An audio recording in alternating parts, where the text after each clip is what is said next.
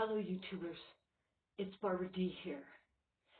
Yesterday, my son and I went on a hike because I'm trying to get in shape in case an emergency really hits and we have to bug out. But there's something that I want to tell you guys. And, I don't watch every single preparedness video on YouTube, so I can't say that there's nobody out there talking about this. But one of the absolutely most important things that you're going to need when you bug out is a good, comfortable, with good soles for going up on rocks, and a durable leather. I don't like the steel toes, but with good support. So, speaking of support, this was a brand new pair of boots that I actually had in storage for a while because of circumstances. And they're really comfortable. And after 2 hours of my son and I hiking yesterday, on our way back, this is what happened. This one is way worse, but this one is just about to come off too. So, I believe that one of the most important things that you can have is a good pair of boots.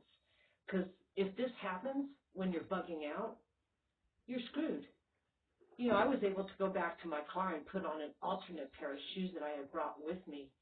But when you're bugging out, unless you're carrying another bulky pair of boots in your bug out bag or your backpack, you're going to be in serious trouble because you don't know what the weather's going to be like. And you don't know what the terrain is going to be like.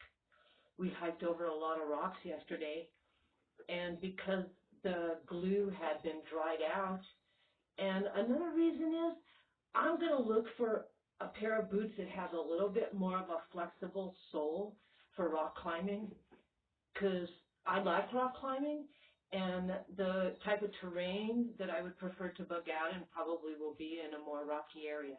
So I think this is super important, and I might try to go to a sports supply store, or maybe even a army surplus store, and possibly do a little bit of a review on some of the boots that are out there.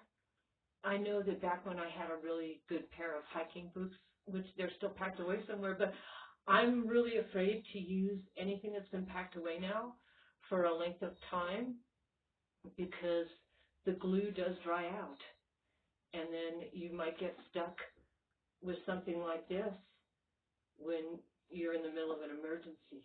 So I'm sure that there's going to be more information that I can think of as time goes on. But this was something that was fresh in my mind because it just happened yesterday. And so I wanted to let you guys know this. And I'm going to start doing a few little short videos about preparing with food, because I'm going to do it the old-fashioned way. I can't afford to buy, prepackaged stuff.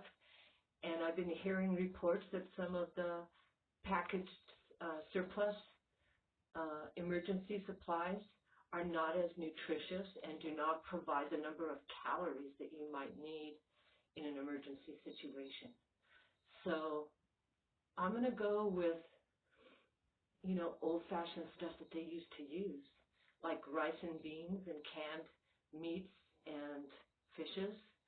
And so I'm going to go over that in a video as soon as I get a chance. So I love you guys, and I hope that this was helpful. And if anybody has any questions, if you want to leave me a comment or do some research on your own, there's lots of information out there as long as you know what you need to look for. All right, you guys. Bye-bye.